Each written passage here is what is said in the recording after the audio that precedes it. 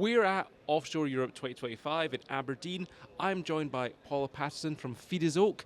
Paula, as I said, we're here. How's the event been?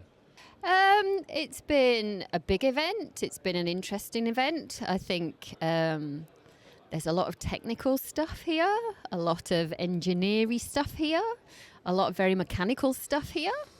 Not my forte, I must say. I'm more into behaviour and culture. But it's a good atmosphere. It seems nice and busy.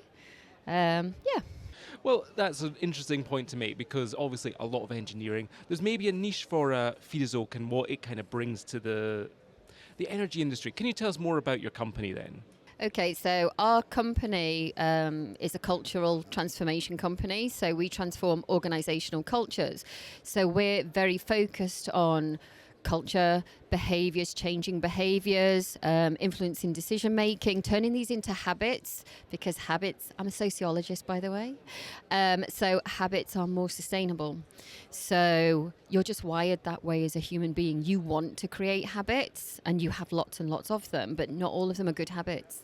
So what we want to do is create those good habits, which then affects the culture, so you have a much better culture going forwards.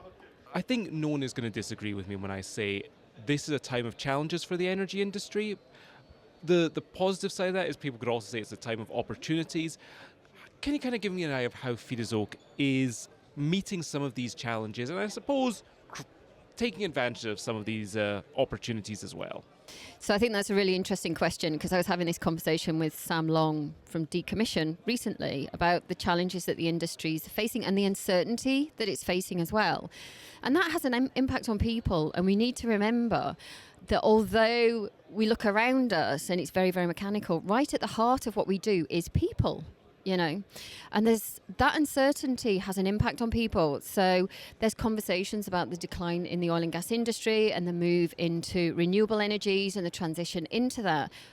But there's no sense of what a plan is. There's no sense of when one turns off and one turns on, or what that transition really looks like. So if I'm a person working in oil and gas currently, I'm wondering what's next for me and where my skills get to be used. And we have skills within the industry that are definitely transferable. We can move these skills into decommissioning. We can move these skills into the transition and other energy industries. And where we fit in is creating the culture and the environments where these conversations can take place, because this is about innovation.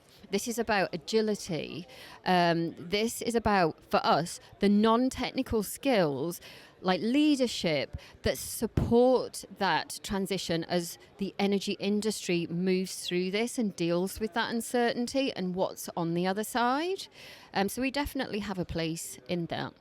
I mean, it's interesting you bring up decommissioning because I believe right before this you were on a panel and that was this point of discussion. I mean, can you kind of give us some of the highlights for anyone who might have missed it? So I actually, I've been 25 years in learning and development. And what I've seen in this industry, and I see it in many, many other industries, is the shortcomings in investment into people's development. So you'll be sent on a training course and your learning decays within about 31 days to 21%. You've lost a significant amount of what you've learned within a month.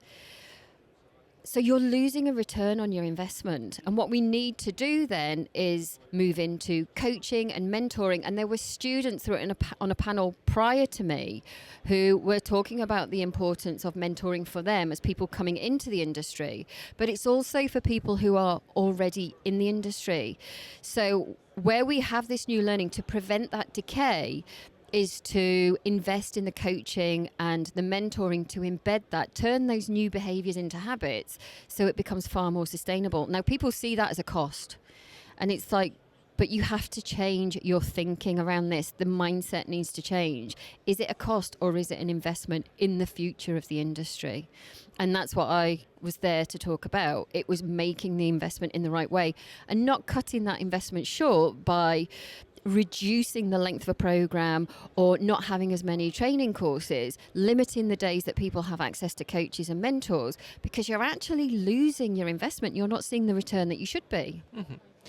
Good. And if you had to say one key message that you wanted to take away from the panel, any killer point you happen to make, what would you say it was? Invest in your people. This industry is built on people. This industry cannot exist without people. So make them your investment. Don't see their development as a cost.